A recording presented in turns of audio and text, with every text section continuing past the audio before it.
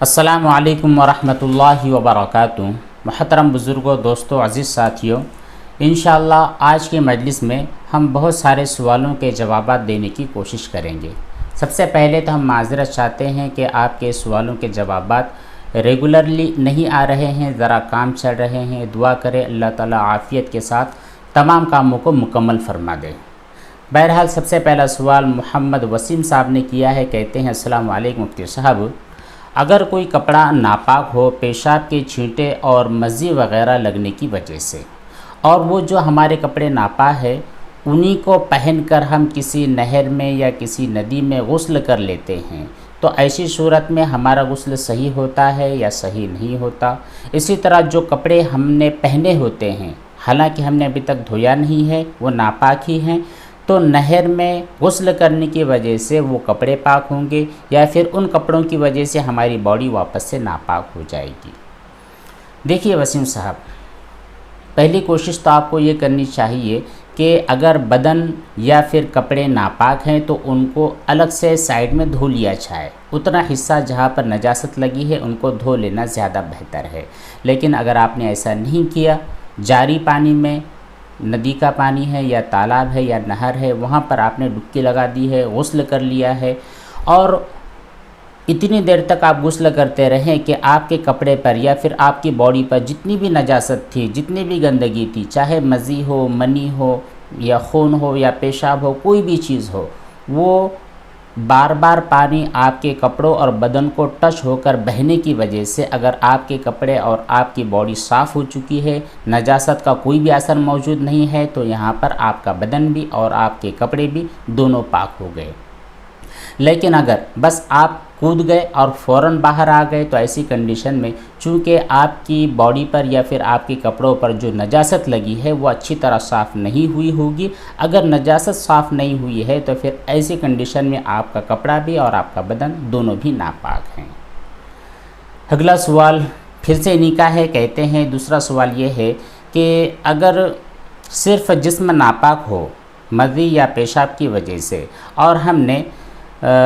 کپڑوں کو پہن کر ندی میں فرض غسل ادا کر لیا ہے تو کیا کپڑے بھی پاک ہو جائیں گے؟ تو یہی آپ کو بتلا دیا گیا ہے کہ اگر پانی کی وجہ سے آپ کے باڈی کی اور آپ کے کپڑوں کی نجاست نکل کر بہہ گئی ہے تبھی آپ کی پاکی کا حکم ہوگا، ورنہ نہیں۔ دوسرا سوال کیا ہے ندا یعقوب نے، کہتی ہیں مفتی صاحب، جب ہم جسم سے ناپاکی دور کر رہے ہوتے ہیں تو پھر پانی زمین پر گرتے ہوئے بہہ جاتا ہے اور نالی کے جو سوراخ ہوتے ہیں وہاں سے نکل جاتا ہے، ٹھیک ہے؟ اب دھوتے وقت جو آس پاس کا پانی ہوتا ہے گر جاتا ہے، وہ پانی اس کا دھونا ضروری ہوتا ہے یا پھر جسم کے دھوتے ہوئے اگر پانی اس کو بھی بہا لے جائے تو پھر وہ زمین بھی پاک ہو جاتی ہے؟ آخر میں پوچھنا ضروری ہوتا ہے یا نہیں؟ جی بالکل، اگر آپ نے غسل کیا ہے یا پھر کوئی ناپاک کپڑے دھوئے ہیں یا برتن دھوئے ہیں اور آس پاس میں اگر ناپاک چھینٹے اڑ گئے ہیں تو بہتر یہ ہے کہ آپ ان چھینٹوں کو دھو لیں، خود سے دھو لیں۔ لیکن اگر آپ نے یہ کام نہیں کیا، آپ غسل کر رہے تھے یا پھر پورے کپڑے دھو رہے تھے یا پھر برتن وغیرہ دھو رہے تھے اور دھوتے ہوئے وہ پاک پانی جو آپ بعد میں استعمال کرتے ہیں ان ناپاک چھینٹوں کو بہا لے جاتا ہے، نالی کے اندر سے گرا دیتا ہے، تو پھر آپ کا وہ جو جگہ ہے وہ پاک ہو گئی۔ تیسرا سوال ایک صاحب نے کیا ہے، کہتے ہیں کہ مفتی صاحب میں پہلے کپڑے دھلتا تھا تو پھر جو چھینٹے ہوتے ہیں ان چھینٹوں پر دھیان نہیں دیتا تھا، یہی بہت اچھی چیز ہے، دھیان نہیں دیتے تھے، اب بھی آپ کو دھیان نہیں دینا چاہیے۔ خیر کہتے یہ ہیں کہ پہلے دھیان نہیں دیتا تھا اور میں جہاں پر ابھی کپڑے دھوتا ہوں وہاں پر پانی بھی گرتا ہے، اگر وہ چھینٹے گرے ہوں اور پھر کوئی دوسرا آدمی وہاں پر جائے، اس کے پیر میں وہ چھینٹے لگ جائے اور پھر جہاں جہاں پر وہ چلا جائے تمام چیزیں ناپاک ہو جائے گی، میں کیا کروں؟ اس کے بارے میں کئی دفعہ بتلایا گیا ہے کہ جب بھی آپ کسی نجاست کو صاف کر رہے ہوں تو ضروری ہے کہ بالکل اطمینان کے ساتھ، آہستگی کے ساتھ، کہ چھینٹے آپ پر بھی نہ اڑے اور زمین کے ادھر ادھر والے حصے پر بھی نہ اڑے، اس طرح کی کوشش آپ کو کرنی ہے۔ لیکن اگر چھینٹے اڑ گئے ہیں تو کوئی زیادہ ٹینشن لینے والی بات نہیں ہے، صفائی کے بعد وہاں پر پانی بہا دیا کرے۔ ویسے بھی صفائی اور طہارت اسلام کا ایک جز ہے۔ جیسے بھی آپ واش روم چلے جاتے ہیں تو وہاں پر بھی فارغ ہونے کے بعد، پیشاب یا پاخانے سے فارغ ہونے کے بعد اس قدر پانی بہا دینا چاہیے گویا کہ بعد میں آنے والا شخص یہ سوچنے لگے کہ شاید آپ اس کے لیے صفائی کر رہے تھے۔ تو ان تمام چیزوں کے بارے میں اگر غور کیا جائے تو بہتر ہے۔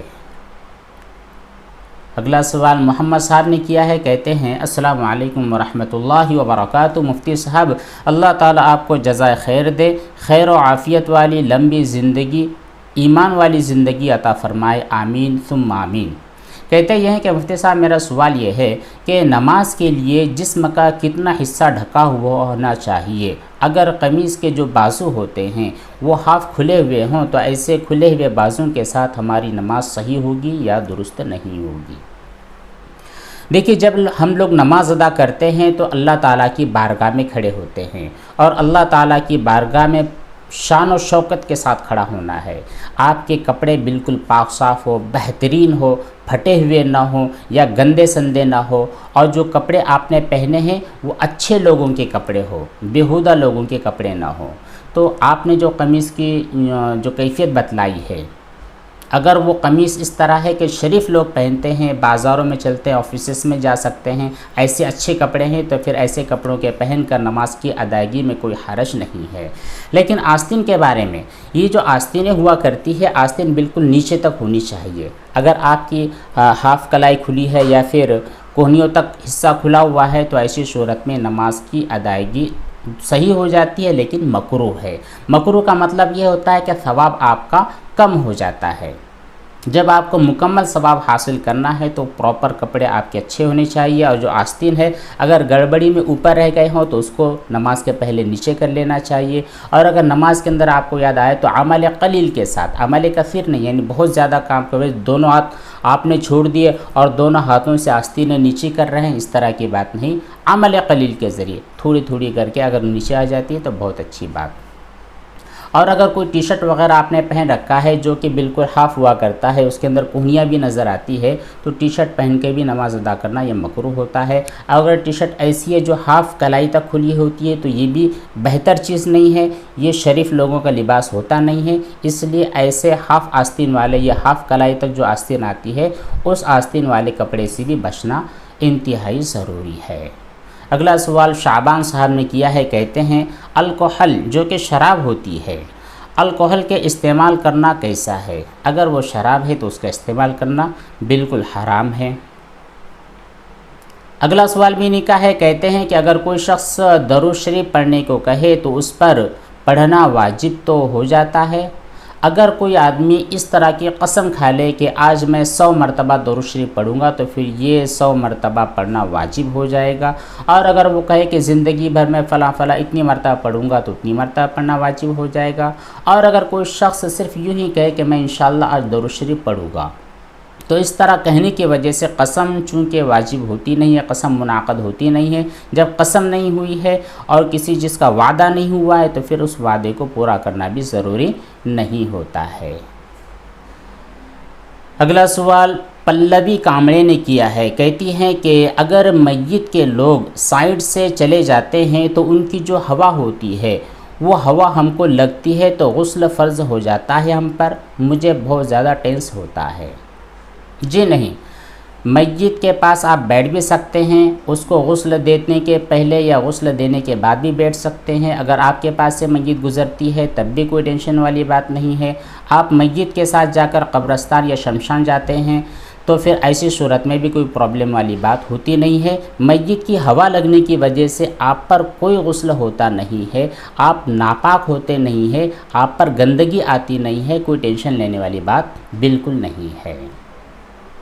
اگلا سوال شاہد صاحب نے کیا ہے، کہتے ہیں کہ مفتی صاحب ایک سوال یہ ہے کہ اگر کوئی جلدی میں سبحان ربی الاعلیٰ کہہ کر سجدے میں چلا جائے، پھر سجدے سے اٹھے تو اسے یاد آ جائے کہ میں نے جلدی میں کہا تھا، تو ایسی صورت میں سجدے سہو سلام کے پہلے کرنے سے نماز ٹھیک ہو جائے گی؟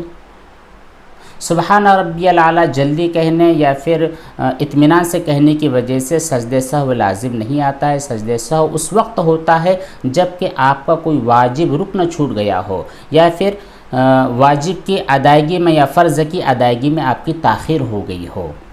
اس کنڈیشن میں آپ کے پاس سجدہ سہو واجب نہیں ہوا ہے۔ اگلی بات کہتے ہیں کہ اور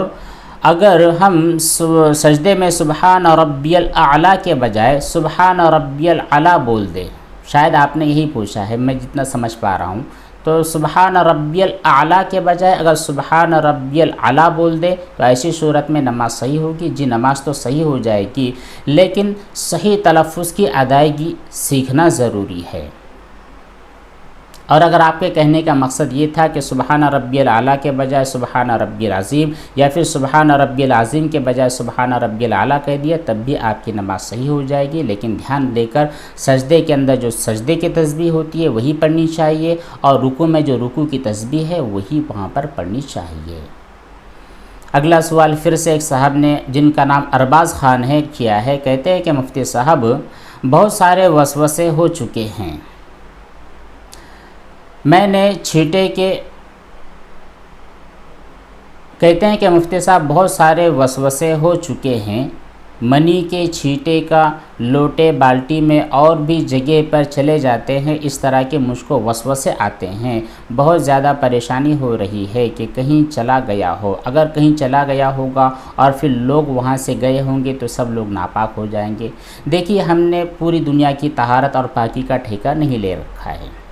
ہمیں خود اپنی فکر کرنی چاہیے کہ ہم اگر کہیں پر گندگی پھیلائیں تو پھر ہم خود گندگی کو صاف کر دیں۔ اگر ہر آدمی اپنی پھیلائی ہوئی گندگی کو صاف کرنے کی فکر کرے گا تو دوسروں کو ٹینشن لینے کی ضرورت ہی نہیں ہوگی کہ پتہ نہیں کہاں پر پاکی ہے کہاں پر ناپاکی نہیں ہے، وہ دوسرے آدمی جانے۔ اسی طرح جب بھی ہم کوئی کام کرنے جا رہے ہیں، آپ راستے سے چل رہے ہیں تو اگر آپ کو نجاست نظر آتی ہے تو بچتے ہوئے چلے جائے، کوئی کپڑا آپ استعمال کر رہے ہیں، استعمال کرنے سے پہلے اس پر نجاست نظر آتی ہے تو پھر اس کو استعمال کرنے سے پہلے دھو لے وغیرہ۔ آخری سوال محمد یامین صاحب نے کیا ہے، کہتے ہیں کیا راکھی کا کاروبار کرنا صحیح ہے؟ میں اب اس کا بزنس کرنا چاہتا ہوں، کروں یا نہیں؟ دیکھیے جو راکھی ہوتی ہے یہ ہمارے غیر مسلم بھائیوں کا جو مذہبی تہوار ہے یا پھر ان کی جو مذہبی چیز ہے وہ ہے راکھی۔ مسلمانوں کو اس کا کاروبار نہیں کرنا چاہیے۔ اسی طرح جتنی بھی چیزیں ہیں وہ ہمارے غیر مسلم بھائیوں کے شعار میں داخل ہوتی ہے، ان کا کاروبار کرنا یہ اسلام میں جائز نہیں ہوتا ہے، درست نہیں ہوتا ہے، کیونکہ یہاں پر گناہ کے کام میں معاونت اور تعاون کرنا لازم آتا ہے، اس لیے بہتر آپ کے لیے ہے کہ راکھی کا کاروبار نہ کرے، اس کے بجائے کوئی دوسرا کاروبار جو حلال ہو یہ اس کو آپ اپنا لیں۔ بس اتنے ہی سوالات تھے، اس کے علاوہ اور بھی جو سوالات ہیں انشاءاللہ موقع ملتے ہی ان کے جوابات دینے کی کوشش کی جائے گی۔ آپ تمام حضرات سے خصوصی دعاؤں کی درخواست ہے، اللہ ہم سب کو عافیت والی زندگی نصیب فرمائے۔ والسلام علیکم ورحمۃ اللہ وبرکاتہ۔